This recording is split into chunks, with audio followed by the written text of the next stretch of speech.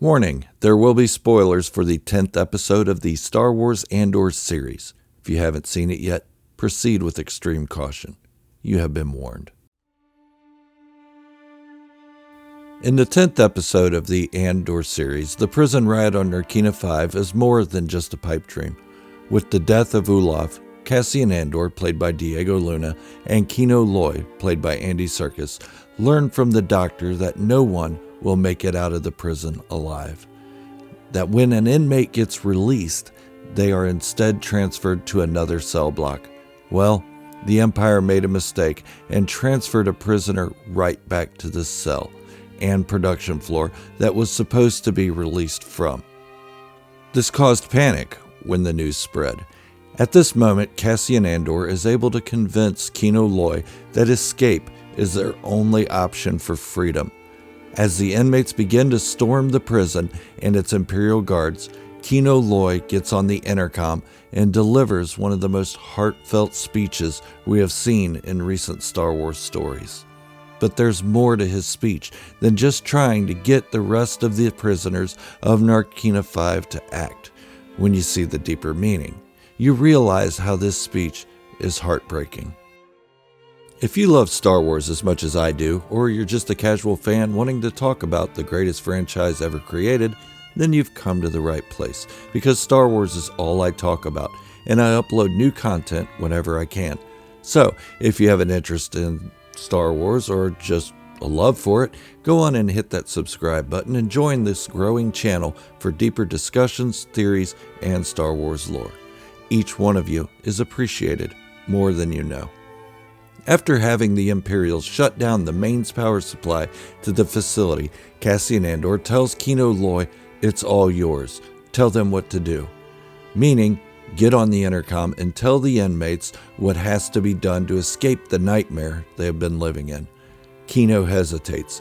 He then begins his speech, telling the inmates exactly what has been going on, how they killed 100 inmates to cover up the mistake they made with the prisoner transfer. Kino tells them to stand up and fight, to put the prison behind them. It was a speech that would get any of us to act, do or die trying. The whole time Kino is directing the inmates, we can see the turmoil on his face, that doing this could have dire consequences for anyone partaking in this uprising. That maybe they could even live longer lives as prisoners of the Narkina 5 production facility. But wait, there's so much more to it. And it isn't until Cassian Andor, Kino Loy, and the other inmates reach their one way out that we understand truly how terrifying this decision has been for Kino. One way out, a message Kino has been saying since he decided escape was the only option. One way out.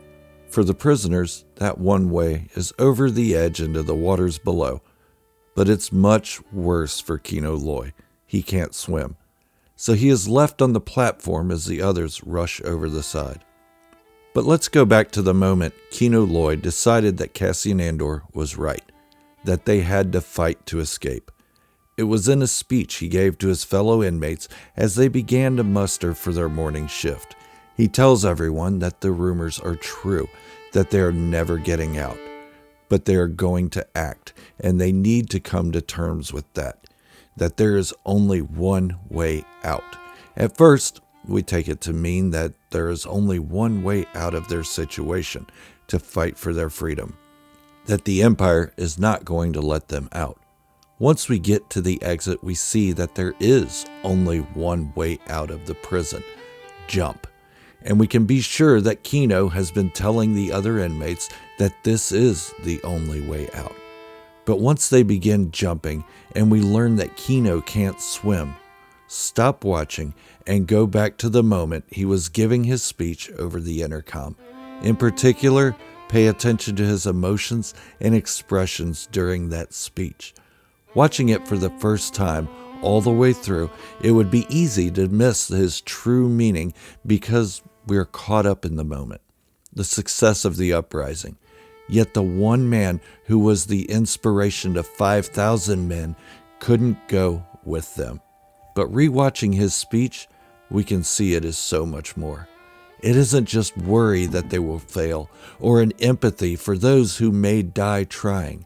It's also worry because he knows he can't go with them. That one way out means his death, regardless of the outcome of the riot. He wasn't just telling the other inmates there is one way to escape, and that's by overtaking their captors.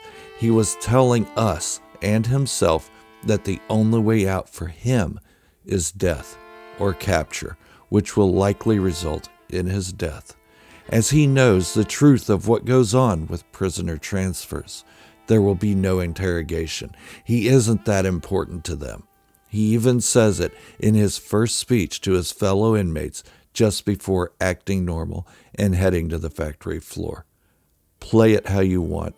I'm going to assume I'm already dead and take it from there.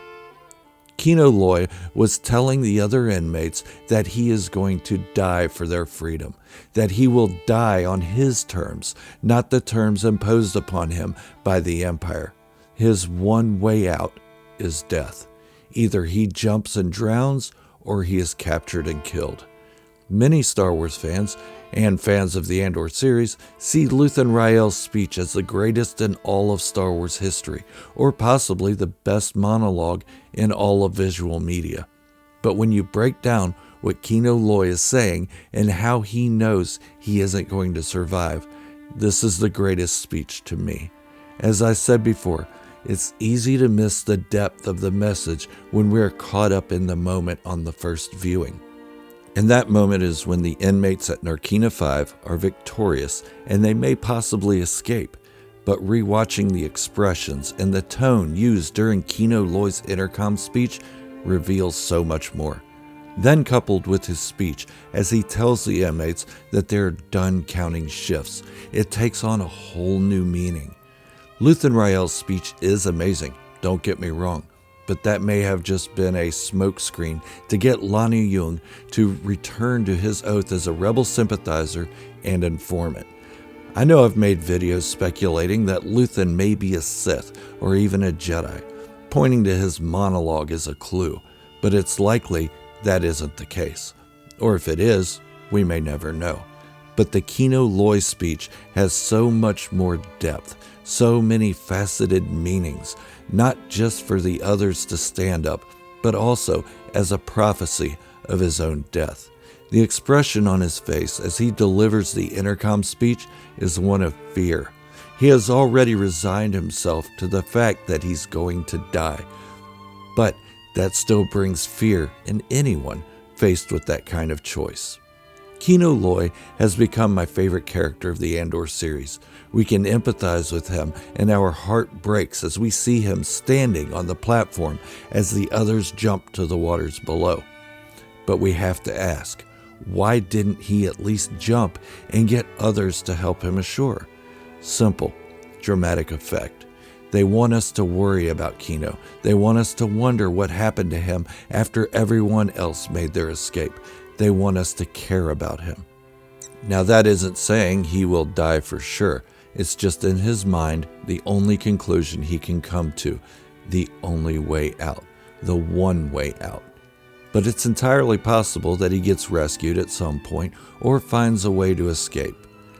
The acting of Andy Serkis is superb, as is the acting of the rest of the cast of the Andor series. We feel for Luthen when he talks of his sacrifice. We feel the fear Cassian Andor feels when he's being ushered to his new home on Narkina 5. We feel Mon Mothma's troubles when faced with a decision to either give up her daughter to a shady banker or let herself be discovered as a rebel by the Empire, ultimately putting her daughter in even more danger. Some people, not many, but a few, have lamented to not enjoying this show, either because they think it's slow and boring or because it's Disney's Star Wars. But I couldn't disagree more. The issue is that this is a different kind of storytelling. I won't go into that right now and draw this video out further. I'll make another video about that at a later date. But the Andor series has some of the best acting I've seen in Star Wars to date. And Andy Serkis' character, Kino Loy, has risen above the high bar set by the other cast members. I hope to see him rescued, or escape through other means, returning to the life he once had, or falling in a blaze of glory during the ground invasion of Yavin 4. But what do you think? Do you enjoy the Andor series? Are you skipping it? Who's your favorite character from the series? Let me know in the comments below. I do read them all, even if I can't respond to all of them. Also, on your way out, hit that subscribe button and stay up to date on everything Star Wars that I talk about. I may do a video about why fans didn't like the Obi-Wan Kenobi series or the Book of Boba Fett in the future, so stay tuned. This is Gerald, a Star Wars fanatic, signing off, wishing you all great health, happiness, and peace. Thank you all for watching, and remember, this is the way, the only way.